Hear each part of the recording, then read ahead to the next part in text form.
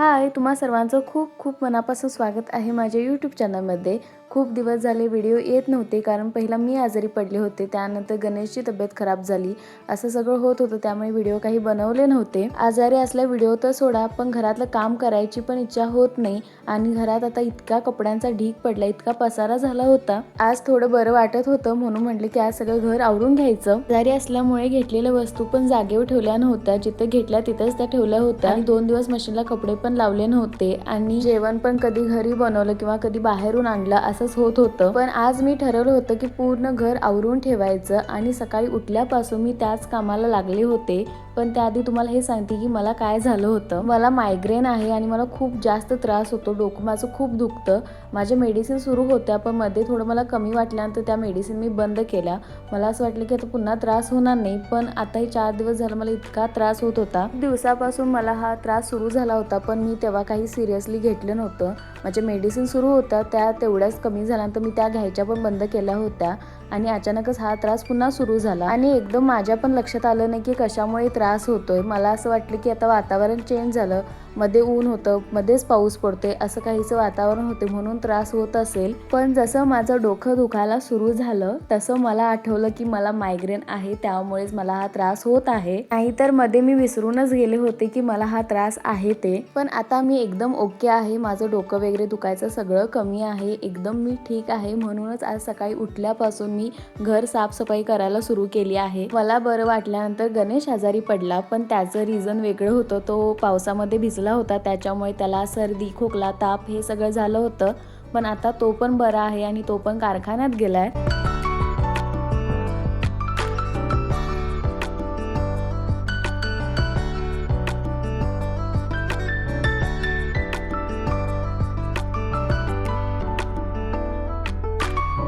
सगळ्यात पहिला मी रूमच आवरायला घेतली, कारण सगळ्यात जास्त पसारा पण तिथेच होता। तुम्ही बघितलंच असेल, कपडे वगैरे तसेच पडले होते, पिण्याच्या पाण्याच्या बॉटल होत्या त्या पण बेडवर तशाच पडल्या होत्या। घेतलेलं सगळं सामान जसंच्या तसं होतं, तेच पहिला मी आवरायला घेतलं आणि आमचा रूममध्ये जास्त पसारा झालेला असतो ते सगळं पहिला क्लीन केलं, सगळ्या वस्तू जागच्या जागी ठेवल्या आणि अडकवलेले कपडे होते ते पण खाली काढून घेतले, कारण ते पण धुवायचेच होते आणि आज बेडशीट पण चेंज करायचं ठरवलं। बेडशीट चेंज करायचं काम हे गणेशचं असतं, तोच ते करत असतो। मला अशी किचकट कामं अजिबात आवडत नाहीत आणि मला ती जमत पण नाहीत। मी अशी पटपट होणारी कामं तीच करत असते। अशी नाजूक कामं असतात ना, ज्याला जास्त वेळ लागतो किंवा एकसारखं बसून ते काम करायचं असतं, ते मला जमत नाही। ते सगळी कामं गणेशलाच मी लावत असते। आज म्हटलं मीच हे करून घेते, कारण गणेशला अजून पण तितकं बरं वाटत नाहीये, म्हणून म्हटलं की त्याला न सांगता मीच करावं आणि आम्ही दोघं पण एकमेकांना मदत करतो। मला तर तो खूप मदत करतो, कधी कधी तो काही कामं करतो, कधी कधी मी करते, असं आमचं घरकाम चालू असतं। आवरून झाल्यानंतर मी लगेच हॉलमध्ये गेले, हॉल आवरायला घेतला आणि हे बाजारातून ना एकदम कांदे घेऊन आले होते, ते पसरून ठेवायचे होते। पसरून ठेवले की ते खराब होत नाहीत, तसंच बॅगमध्ये ठेवला ना ते लवकर खराब होतात, म्हणून ते पसरून ठेवले आणि जे लवकर खराब होतील असे कांदे होते ना ते बाजूला काढून ठेवले, म्हणजे ते वापरून संपवता येतील। माझं घर तसं छोटं आहे, जास्त मोठं नाही, त्यामुळे ते पटपट होतं आणि छोटं असल्यामुळे घरात पसारा पण कमी होतो असं मला वाटतं। तर हॉलमध्ये तर इतका काही पसारा नव्हता, आमचा दिवाण आहे त्याच्यावरच सगळं सामान असतं, ते व्यवस्थित ठेवून घेतलं आणि त्याच्यावरचं पण बेडशीट चेंज करून घेतलं। आणि घर छोटं असल्यामुळे ना साफसफाई करायला जास्त वेळ लागत नाही। जितकं मोठं घर असतं तितकं सामान पण जास्त असतं, पसारा पण जास्त होतो आणि ते आवरायला पण तितकाच वेळ लागतो। घर आवरेपर्यंत मी 2 वेळा मशीन लावून झाली होती। कपड्यांचा ढीग तर तुम्ही बघितलाच होता, त्यामुळे आज 5 वेळा मशीन लावली होती आणि कडक ऊन असल्यामुळे जोपर्यंत दुसरी मशीन लावून होत होती तोपर्यंत आधी घातलेले कपडे पण सुकत होते, त्यामुळे ते आत घेऊन मी दुसरे कपडे तिथं सुकत घालत होते।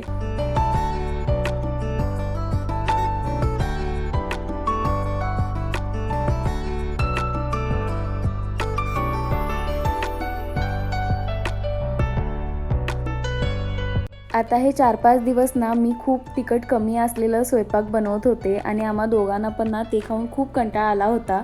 तर आज बरं वाटत आहे म्हणून मी बटाट्याचे काप बनवायचं ठरवलं। हे बनवायला अगदी सोपं आहे। पहिला तर याचे साल काढून घ्यायचे आणि असे गोल बारीक कट करून घ्यायचे, त्याला तिखट मीठ लावून ठेवायचं आणि बारीक रवा असतो ना त्याच्यामध्ये पण तिखट मीठ घालून आपण जे कट करून ठेवलेले काप असतात ना बटाट्याचे, ते दोन्ही बाजूला त्या रव्यावर लावून घ्यायचा आणि असे थोड्याशा तेलामध्ये ते भाजून घ्यायचे आणि पटकन तयार होतात हे काप। आणि आजारी असला आपण जास्त वरण भातच खातो ना, तर वरण भातासोबत हे काप अगदीच मस्त लागतात. आणि आज वरण भातच होता म्हणून मी हे काप बनवले, म्हणजे थोडं टेस्ट तरी येईल म्हणून.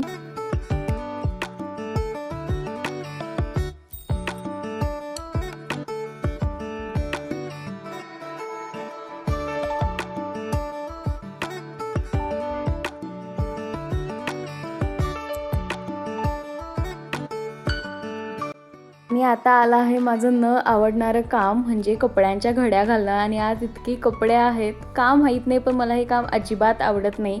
मी कोणतीही कामं करू शकते, पण कपड्यांच्या घड्या घालणं मला इतकं कंटाळवाणं वाटतं ते. आणि आत्ताच असं नाही तर मला लग्नाच्या आधीपासूनच कपड्यांच्या घड्या घालायला अजिबात आवडत नाही. लग्नाच्या आधी पण माझी दीदीच हे काम करायची आणि आत्ता पण हे काम न करण्याची मी इतकी कारणं शोधत असते. म्हणजे मी 2-3 दिवसाची कपडे एकदम घडी घालते, किंवा आत्ता नाही नंतर करते, 5 मिनिटानं करते, हे काम झाल्यानंतर करते, अशी काही ना काहीतरी कारणं मी शोधत असते. पण शेवटी हे काम मलाच करावं लागतं, त्यामुळे ते केव्हा ना केव्हा तरी होतंच. तुम्हाला कोणत्या कामाचा असा जास्त कंटाळा येतो मला कमेंटमध्ये नक्की सांगा. आणि रात्रीच्या जेवणाला आम्हा दोघांना पण जास्त काही नको होतं, म्हणून आम्ही एग राईस बनवायचं ठरवलं. कारण वरण भात खाऊन इतका कंटाळा आला होता, 4 दिवस तेच, म्हणून आज एग राईस बनवलं. आणि ही पण रेसिपी अगदी सोपी आहे. जितका राईस आहे त्याप्रमाणे अंडी घेऊन ना त्याच्यामध्ये फक्त तिखट मीठ घालायचं आणि तयार भात असतो ना आपला, तो त्याच्यामध्ये मिक्स करायचा. झाला एग राईस तयार.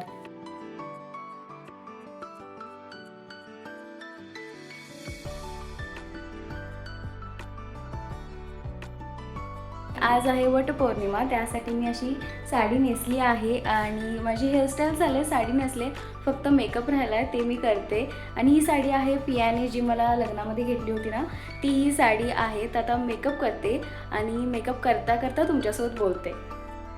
आधीच्याच व्हिडिओमध्ये मी हा पण व्हिडिओ ॲड करत आहे, कारण या दिवशी मी काही जास्त शूट केलं नव्हतं, थोडंफार म्हणजे पूजा वगैरे करून आले होते तेवढंच. तर म्हटलं की याचा वेगळा व्हिडिओ न बनवता त्याच व्हिडिओमध्ये ॲड करूया, म्हणून मी त्याच्यातच ॲड करते. आणि माझा मेकअप मी कायम स्वतःच करते, लग्नाच्या आधी पण आणि लग्नानंतर पण मी स्वतः सगळं मेकअप वगैरे करते.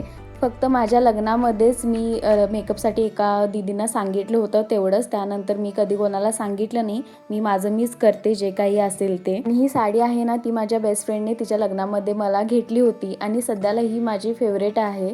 माझं कसं होतं ना, मला एखादी गोष्ट आवडली तर ती कंटाळ येईपर्यंत मी तीच करत असते. म्हणजे खाण्याचं पण असू दे, जर मला एखादं गोष्ट आवडली तर मी कंटाळ येईपर्यंत तेच खाते. तसंच कपड्यांचं पण आहे, जर मला एखादी साडी किंवा ड्रेस आवडला तर मी तोच घालत असते जोपर्यंत मला त्याचा कंटाळा येत नाही, किंवा मला कोणी बोलत नाही की किती वेळा एकच साडी नेसतेस, असं काहीसं माझं आहे. त्यामुळे तुम्हाला आता ही साडी किती वेळा बघायला मिळणार आहे मला सांगता येणार नाही, कारण आता सण पण सुरू होतील तेव्हा मी केव्हा ना केव्हा तरी मध्ये ही साडी नेसेनच. मेकअप झाल्यानंतर मी जी ज्वेलरी घालणार होते ती मी बघत होते, पण ती मी जशी ठेवली होती तशीच ती होती, त्याला मी पुन्हा काढून बघितलं नाही. आणि आता बघते तर ती तुटलेली होती, त्यामुळे मला समजत नव्हतं की आता काय घालायचं. तसं मी 2-3 सेट होते ते मी ट्राय करून बघितले, पण ते काही मला इतके आवडले नाहीत, तर मला कळतच नव्हतं की काय करायचं.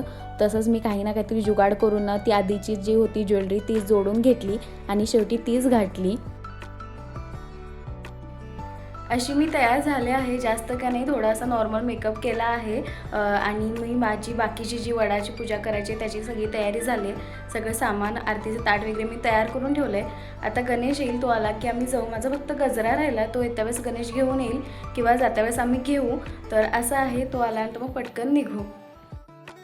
माझी पण पूजा करून झाली आणि 7 जन्म मला पण हाच नवरा मिळू दे अशी मी प्रार्थना केली. इतका चांगला नवरा कोणाला नको असेल. तर अशी माझी पूजा पूर्ण झाली आणि आता हा व्हिडिओ पण इथेच संपवते. थँक्यू सो मच, तुम्ही हा व्हिडिओ शेवटपर्यंत बघितला आणि आवडत असतील तर मला कमेंटमध्ये नक्की सांगा.